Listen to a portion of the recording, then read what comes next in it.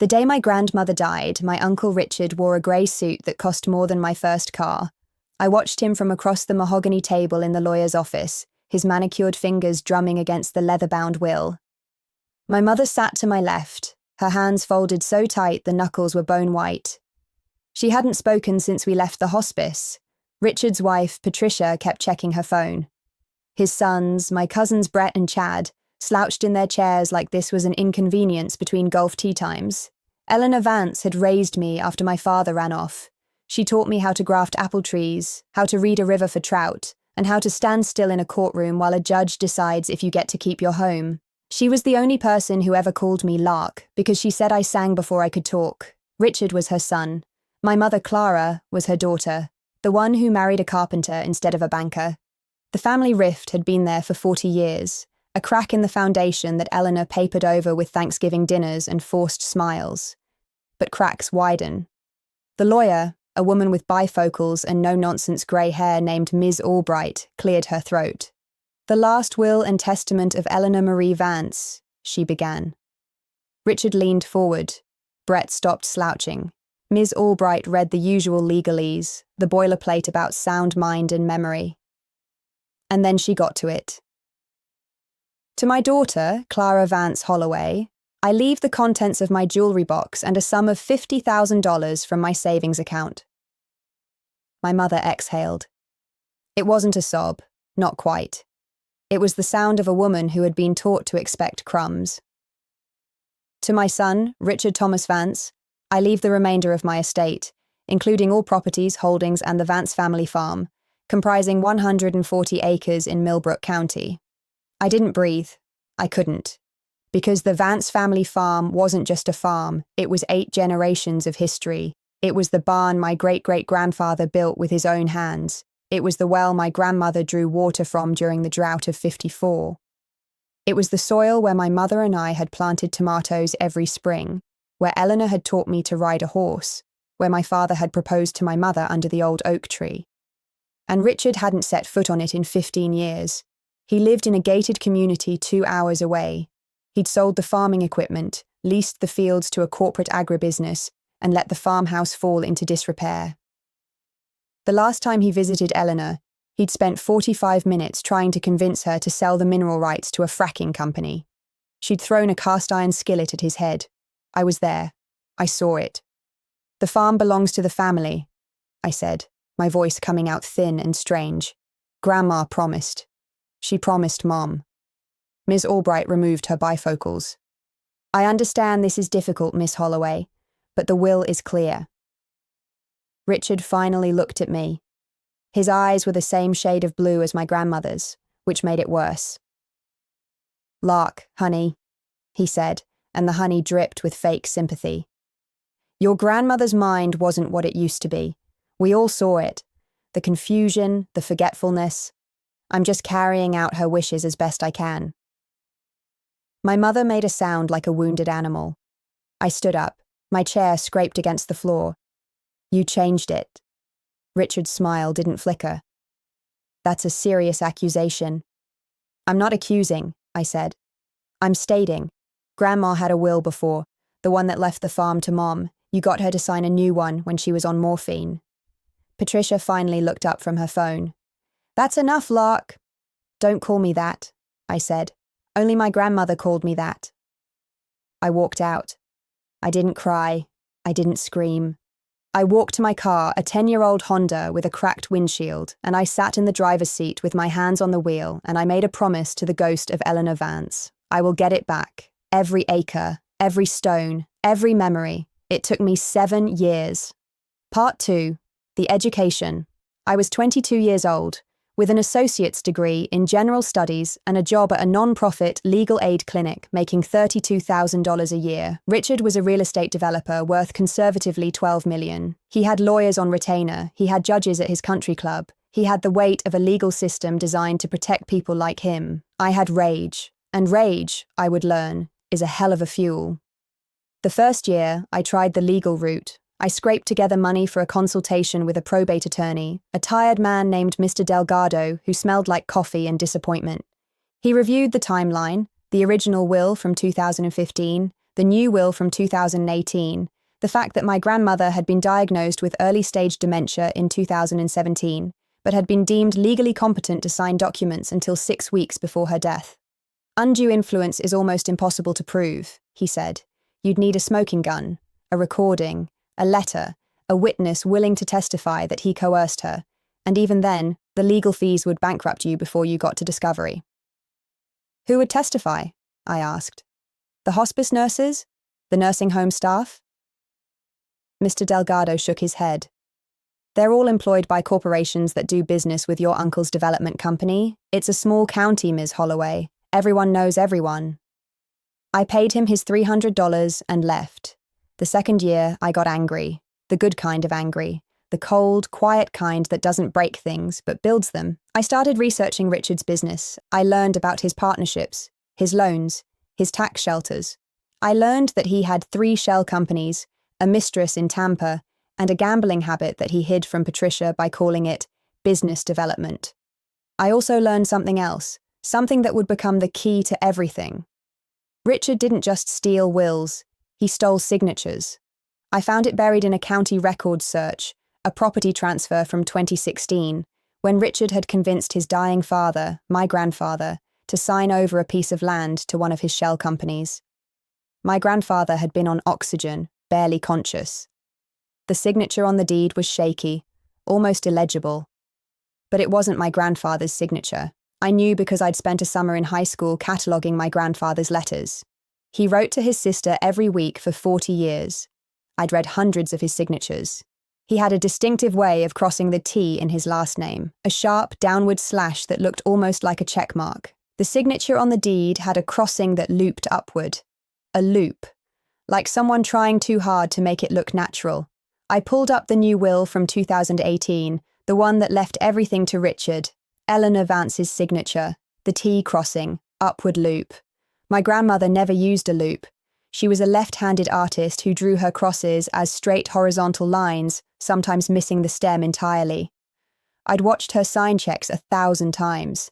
I didn't have a smoking gun. I had a pattern. And patterns, I realized, were just data waiting for interpretation. So I decided to become an expert in interpretation. The third year, I enrolled in a forensic document examination program. Online mostly, but with intensive summer sessions in Washington, D.C. I learned about ink chemistry, paper aging, pressure dynamics. I learned that a trembling hand doesn't produce the same tremor as a deliberate forgery. I learned that the human brain, when faking a signature, always introduces small, telltale errors, hesitations, lifts, unnatural angles. I also learned that I had a gift for it. My instructors called it visual memory. I called it the legacy of growing up in a house where every surface was covered in my grandmother's sketches. She'd drawn the same apple tree every autumn for 50 years. I'd watched the details evolve, the variations within the consistency. I knew in my bones how a hand changed over time. By the end of the third year, I could look at any 2 signatures and tell you, with 90% accuracy, whether they were written by the same person. By the end of the 4th year, I could replicate a signature with 80% accuracy. I didn't want to forge. I wanted to prove forgery. But to prove it, I needed access. And to get access, I needed to get inside Richard's world. The 5th year, I quit my job at the legal clinic. I applied for a position at Richard's real estate company as an administrative assistant. I used my mother's maiden name, Clara Vance. I dressed in Ann Taylor suits from the consignment shop. I wore glasses I didn't need and spoke softly and kept my head down. Richard didn't recognize me. Why would he? He'd seen me 4 times in the past decade, always at funerals, always in jeans and a flannel shirt. I was just another interchangeable girl in a cubicle, filing paperwork and ordering lunch. For 18 months I watched, I listened. I learned the rhythm of the office, the passwords, the security codes. I learned that Richard kept a safe in his office with a combination lock, his kids' birthdays reversed. I learned that Patricia had a key to that safe, which she kept in her desk drawer, which she never locked. I also learned that Richard was planning something new, something big, something that would require a signature from a dead woman. He was going to sell the farm. Not the whole thing, just the southern 40 acres, the part with the old oak tree and the river frontage. He'd found a buyer, a luxury resort developer who wanted to build a fishing lodge. The price was $7 million. Richard would pocket the money, dissolve the shell company that held the farm, and disappear to Costa Rica before anyone could ask questions. I had 6 months before the sale closed. Part 3. The heist. I didn't steal the original will. That would have been too obvious, and Richard had copies. I needed something better. I needed to prove that the 2018 will was a forgery so conclusively that no judge could ignore it. I needed the original 2015 will. Eleanor had signed it at her kitchen table, I remembered. She'd had it notarized by the town librarian, a woman named Marcia Klein, who'd since retired and moved to Florida. I found Marcia in a retirement community outside Orlando. She was 83, sharp as a tack, and she remembered my grandmother with tears in her eyes. Eleanor called me the day after she signed that will, Marcia said. She told me she'd left everything to Clara. She said it was the only way to protect the farm from Richard. She said, "Marcia, that boy would sell his own mother's grave if he thought there was gold in it." "Do you have any record of that?" I asked. Marcia smiled. "I kept a journal, 35 years of notarizations, names, dates, what they signed. I'm a snoop, honey, comes with the job." She dug through a cardboard box in her closet and handed me a spiral notebook. Page 127, June 3rd, 2015. Eleanor M. Vance, Last Will and Testament. Witnesses, Marcia Klein, Harold P. Nguyen. Harold P. Nguyen. I knew that name. He'd been my grandmother's neighbor, a retired postal worker who died in 2020, but he'd had a son who might have inherited his father's records. I flew back to Millbrook County and found Harold Nguyen Jr. working at the same post office his father had retired from. He was 52, balding, and deeply suspicious of strangers. "My dad mentioned your grandmother once," he said, leaning against a mail cart. "Said she made the best peach cobbler he ever ate. Also said she had a no-good son who was trying to steal her farm." "Did your father keep any records of the wills he witnessed?" Harold Jr. scratched his chin. "He kept everything. Man never threw away a receipt in his life. My mother's been after me to clean out his office for 3 years." His father's office was a shed behind the house, packed floor to ceiling with banker's boxes. We spent 4 hours digging. And then, in a box labelled Legal Documents 2015, I found it. A photocopy of the original will. Harold Sr. had been meticulous. He'd made a copy of every document he witnessed, along with a sworn affidavit of the signing.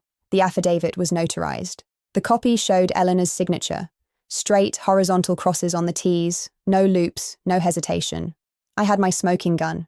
But I couldn't just walk into a courtroom with a photocopy from a dead man's shed. I needed the original. And the original, I was almost certain, was in Richard's safe. The night of the sale was 6 weeks away. Richard was leaving for a business trip to Las Vegas, gambling really, and Patricia was going with him. The office would be empty, the security system was basic, motion sensors on the main floor, but none in the executive suite because Richard didn't want to be recorded during his private meetings. I waited until midnight on a Thursday. I used the key code I'd memorized, 1234, because Richard was an idiot. I walked past the empty cubicles, up the stairs to the executive floor, and into Richard's office. The safe was behind a painting of a fox hunt, because Richard had the taste of a 19th century aristocrat. I spun the dial. 0912. Brett's birthday. The safe clicked open. Inside, a stack of cash, a hard drive, a passport in a fake name, and a fireproof document case. The document case contained deeds, contracts, and at the very bottom, a single manila envelope marked EV 2018. I opened it with shaking hands. The 2018 will, the original, signed by Eleanor Vance, witnessed by 2 employees of Richard's company, notarized by a woman who'd since been disbarred for fraud, and there, on the signature line, the telltale upward loop. I took photographs with my phone. High resolution, every angle, every detail. Then I put everything back exactly as I'd found it. But I didn't leave, because in the bottom of the safe, beneath the document case, I found something else. A stack of letters, tied with a faded ribbon. My grandmother's handwriting. May 15th, 2018. Richard came to see me today. He brought a paper.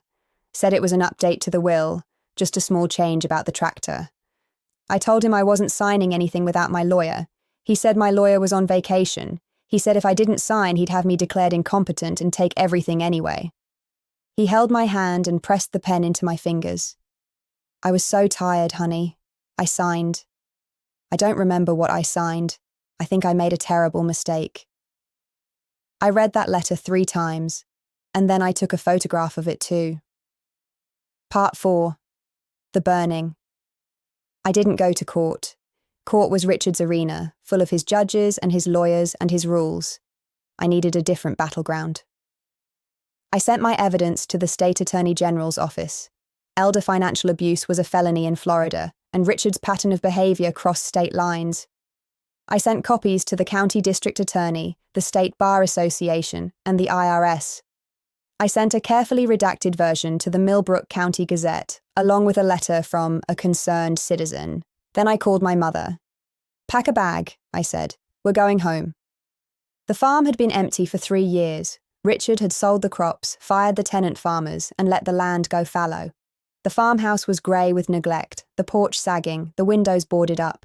But the old oak tree was still there, and the river still ran clear, and the soil still smelled like rain and iron and 100 years of hard work. My mother stood on the porch and wept. I held her and let her cry. And then I went to work. The news broke on a Tuesday. Local developer accused of elder fraud, forgery. The Gazette ran the story on the front page, above the fold. By Wednesday, the TV stations had picked it up. By Thursday, Richard's lawyers were calling him, and Richard was calling me, and I was letting every single call go to voicemail. The State Attorney General filed charges on Friday: elder abuse, forgery, perjury, wire fraud. The DA added a charge of obstruction of justice when they found the letters in Richard's safe. He'd hidden them from the probate court, which was a crime all by itself. Richard tried to flee. He made it as far as the airport before the FBI picked him up. The sale of the farm was halted by court order. The 2018 will was invalidated. The 2015 will was reinstated. And the farm, 140 acres of dirt and memory and blood, went to my mother. We stood together under the old oak tree, my mother and I, on the day the judge signed the order. The sun was setting behind the barn, turning the sky the colour of peaches. "It's ours," my mother whispered. "It was always ours," I said. "We just had to take it back." Richard's trial lasted 3 weeks. He pleaded not guilty, played the victim, accused me of being a bitter, vindictive liar. His lawyers tried to destroy my credibility: document examiner without a license, administrative assistant who betrayed her employer, woman with a grudge. But the evidence was irrefutable. The signatures didn't match. The letters proved coercion. The photocopy from Harold Nguyen Sr. provided the timeline. The jury deliberated for 4 hours, guilty on all counts. Richard got 12 years, a $1 million fine, and a restraining order that banned him from ever setting foot in Millbrook County again. Patricia divorced him. Brett and Chad stopped returning his calls. His company went bankrupt. His house went into foreclosure. The woman in Tampa turned out to have her own agenda. I didn't feel satisfied. Not exactly. Revenge isn't satisfaction. It's a hollow thing, a fire that burns out and leaves nothing but ash. But I didn't need satisfaction. I needed the farm. We restored the farmhouse, my mother and I. We replanted the orchards. We brought in new soil, new seeds, new life. It took 3 years and a lot of money and more hard work than either of us had ever done. But on a cool October morning, I walked out to the old oak tree with a basket of apples from our first harvest. I sat down in the grass and I ate one, and I thought about my grandmother. She would have approved. The farm is still ours.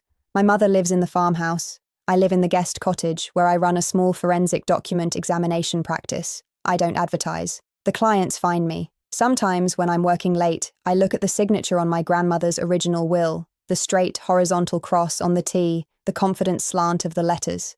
I think about her hand on the pen, her mind clear, her heart set on protecting what she loved. And I think about how love, when it's betrayed, can become something sharp and cold and patient, something that waits 7 years, something that never, ever forgets.